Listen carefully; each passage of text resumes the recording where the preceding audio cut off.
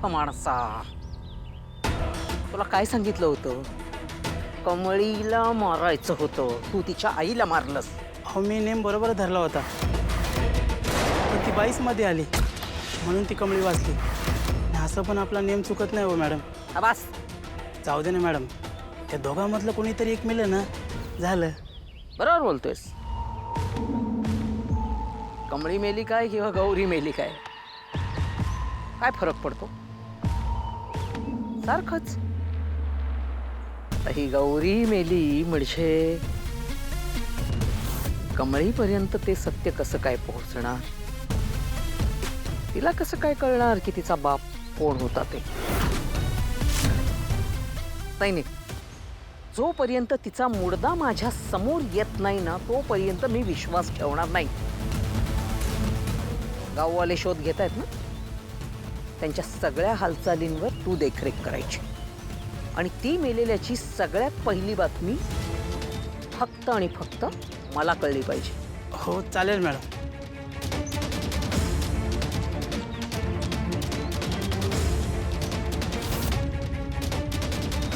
ती मेली आहे की नाही त्याचं उगाच टेन्शन घेते का मी? ऋषी, कुठे निघालास एवढ्या घाईत? आई, सरोज काकूंना कोणीतरी गोळी मारली आहे, त्या दरीत पडल्यात. पोलिसांना अजून काही सापडलं नाहीये. कोणी हे सगळं केलं काहीच माहिती नाही. मला आत्ता जायला पाहिजे. व्हॉट? या काय मूर्खपण आहे. आत्ता तू कुठेही जायचं नाहीस. कमळी एकटी आहे तिथे, मला जावं लागेल.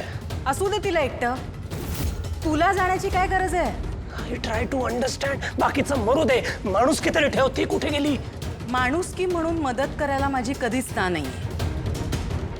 त्या माणसांना आहे. त्या दोघी कशा आहेत माहिती आहेत ना तुला? नाटकी आहेत, नाटकी, खोटारड्या.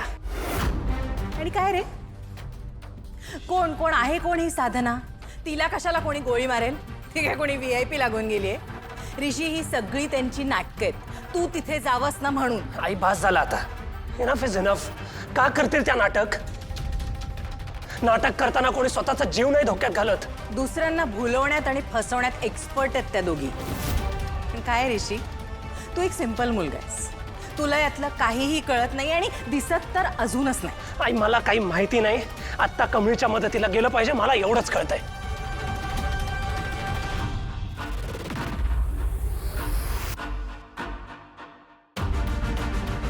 मी तुला कुठेही जाण्याची परमिशन देत नाहीये.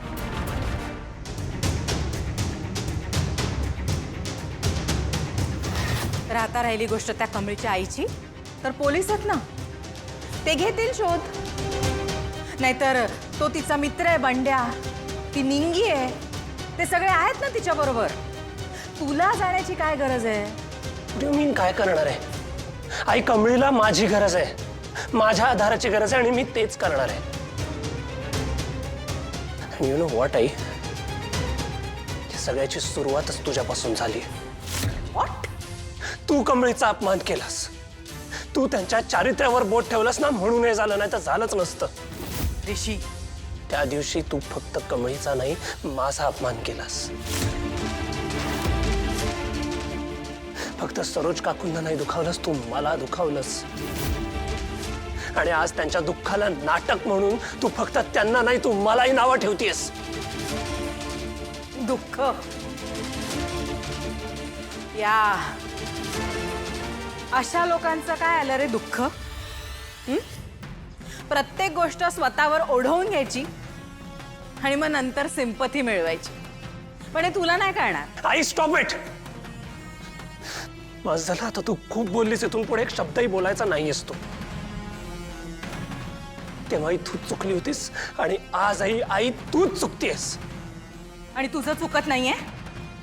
चुकत नाहीये का तुझं?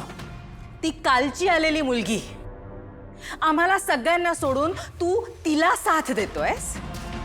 बरोबर बोलती आई. आणि काय रे ऋषी, किती दिवस चालणार हे असं? त्या गावच्या मुलीसाठी तू हे सगळं करतोयस आणि आईला उलट बोलतोयस तू.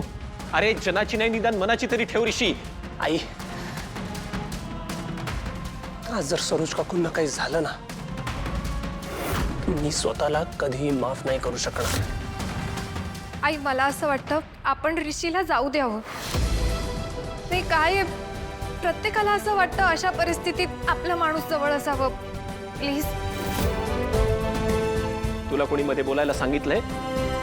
आणि काय रे ऋषी, कोण लागते ती कमळी आपली? हा, काय आहे काय संबंध आपला आणि तिचा? आपली कोणी नसली तरी ऋषीच्या जवळची आहे ती.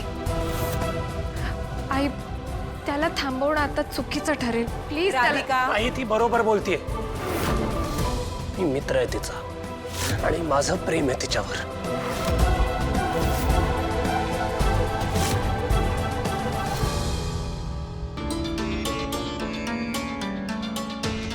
राजनचा फोन का लागत नाही आहे?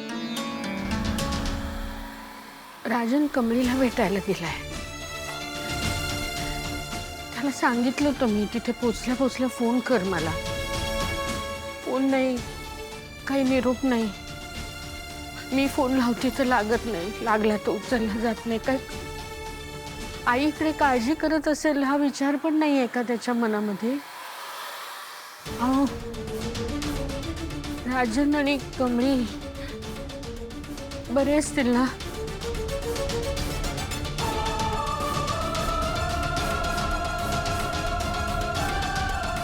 आई तो जाईल. माझ्या राजनला आणि कमळीला सुखरूप ठेव. ते दोघंही सुखरूप असू दे. वन्स अँड फॉर ऑल,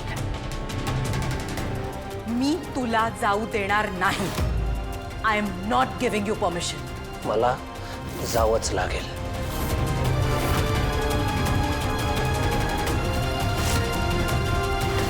थांब ऋषी, तू जर आज या घराच्या बाहेर पाऊल टाकलंस तर या घरचे दरवाजे कायमचे तुझ्या करता बंद होतील.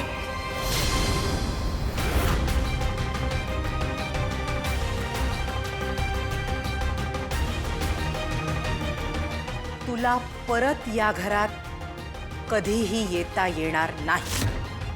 आज तुला निर्णय घ्यावा लागेल. ती कमळी की आई?